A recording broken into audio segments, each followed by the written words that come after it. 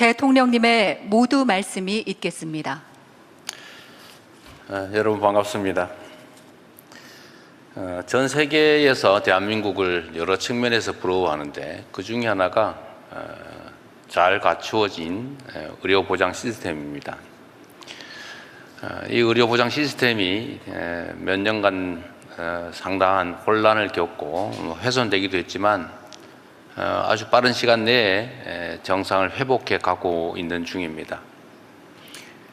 대한민국의 의료보장 체계가 이렇게 전 세계에 가장 모범적인 모습을 띠고 있는 것에 가장 큰 기여는 저는 대한민국의 의료인들이라고 생각합니다. 물론 정부 정책의 기여도 있겠지만 어려운 환경 속에서도 환자에 대한 사랑과 헌신을 아끼지 않았던 의료인들의 전체적인 헌신이 가장 큰 몫을 차지했다고 봅니다. 그리고 잠시간 우리 의료 체계에 혼란이 있긴 했는데 아마 우리 국민들께서 어느 사이에 이렇게 조용해졌나 이런 생각이 들 정도로 큰 무리 없이 필요한 의료 개혁이 진행되고 있습니다.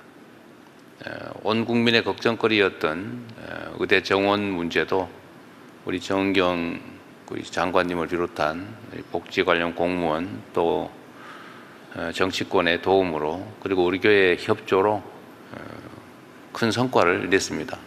그런데 너무 조용하다 보니까 아무것도 하는 게 없는 것 같아요. 우리 정은경 장관님과 그 다음에 담당 공무원 그리고 노력해 주신 정치권의 국회의원 여러분 그리고 의료인 여러분께 제가 박수 한번 드리고 싶습니다.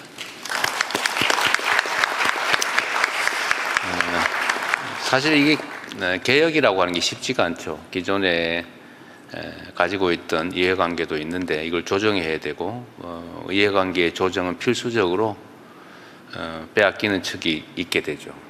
이 점을 서로 잘 이해하고 또 설득하고 수렴해서 일정한 결론에 이르는 과정에 대체적으로 매우 난폭한 모습이 연출됩니다.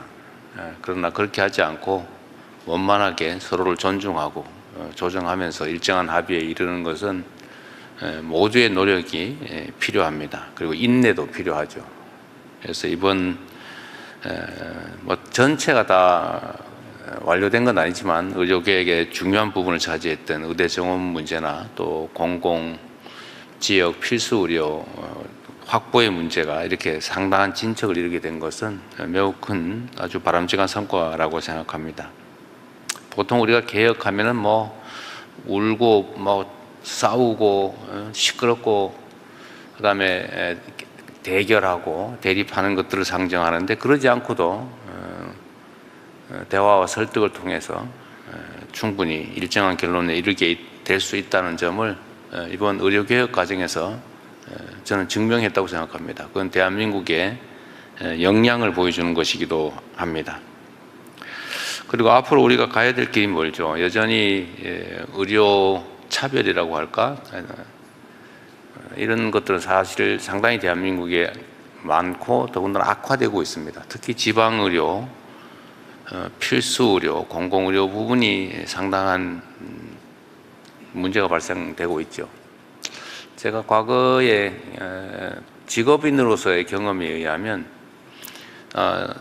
참 의료인들 힘들겠다. 제가 그 산부인과 의사 상대로 손해배상 소송을 해본 일이 있는데 그때 느꼈던 것이 제가 교과서에 나오는 의사가 해야 될 의무 이런 것들을 쭉 나름 이제 검토해서 이런 의무가 있는데 이 사건에서는 이런 의무를 지키지 못했기 때문에 이건 의료 과실이다라고 해서 그걸 증명해서 결국은 제가 이기긴 했어요. 근데 그때 당시에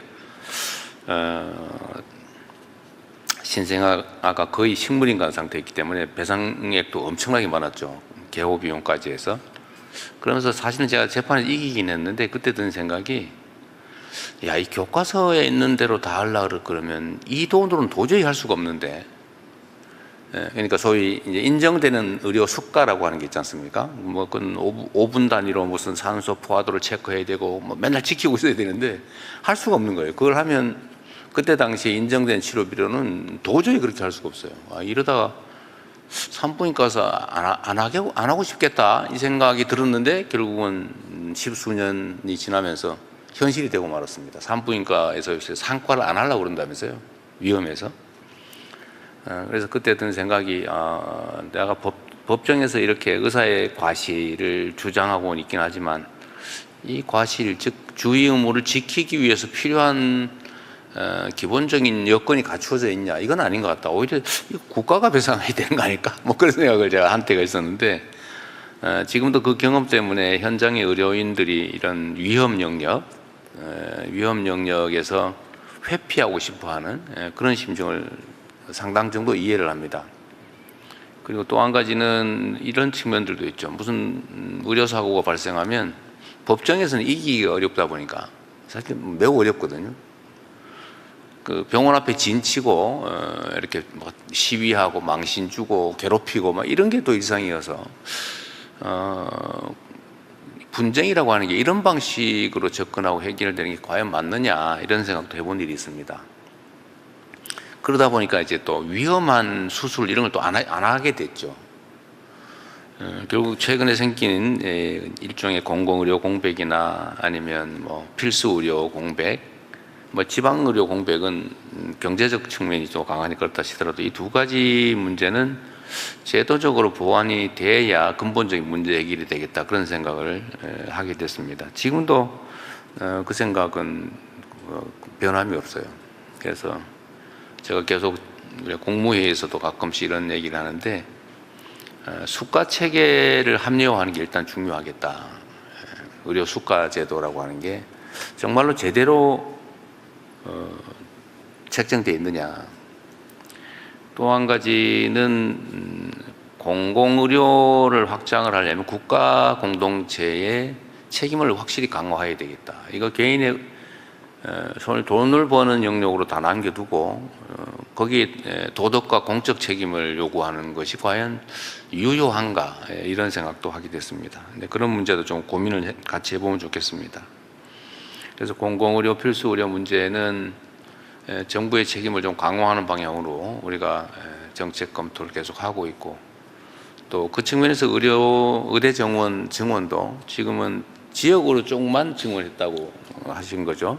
지역 의사제로만 증원했습니다. 네. 그게 일종의 타협안이었는데 또 5년 지난 다음에 또 필요한 영역을 강화할 수가 있겠죠. 지방의료 부분은 뭐 우리가 모두 알고 있는데 전국이 전부 서울 인근에 큰 병으로 몰리고 있다고 합니다. 수요와 공급이 다 한쪽으로 몰리고 있는 상황이죠. 어떻게든지 이 문제를 해결해야 되는데 이 해결 역시도 결국 공적 역할을 강화하는 데서 가능할 것이다, 이렇게 생각합니다. 뭐 의료 문제만큼 우리 국민들의 삶에 영향을 미치는 부분도 없고, 또 우리 국민들이 관심 가지는 중요한 영역 중에 하나입니다. 우리가 지방에 어떤 정주 여건을 만들어야 지방도 발전하고 또 지방의 산업도 유치되고 균형 발전이 된다라고 할 때 그 객관적 여건 중에 가장 또 중시되는 것 중에 하나가 의료 분야라고 합니다. 예를 들어 뭐 교육도 있겠고 문화 부분도 있겠고 뭐 여러 가지 있겠지만 결국은 의료 상황이 어떠냐, 나와 내 가족들이 아플 때 또는 필요할 때 충분한 의료 환경이 보장되느냐, 이게 또 중요하다고 해요. 그래서 지역 균형 발전 측면, 또 지역 균형 발전을 위한 정주 여건 개선에서도 의료 환경 개선이 핵심적인 요소다라고 분석이 되고 있습니다. 하여튼 오늘 아주 복잡한 문제, 쉽지 않은 문제인데 이런 어려운 상황을 개선하기 위한 좋은 의견들 내주시길 바라고요. 또 정부 당국 입장에서도 현장의 목소리를 최대한 반영해서 합리적이고 또 실현 가능한, 그러면서도 공적 책임을 강화하는 방향으로 제대로 된 의료 정책이 만들어지길 바랍니다. 어려운 시간 내주신 여러분들 감사드리고요. 가급적이면 의견은 요약해서 핵심을 중심으로 많은 사람들이 의견을 낼 수 있게 도와주시면 좋겠습니다. 고맙습니다. 네, 대통령님 좋은 말씀 고맙습니다.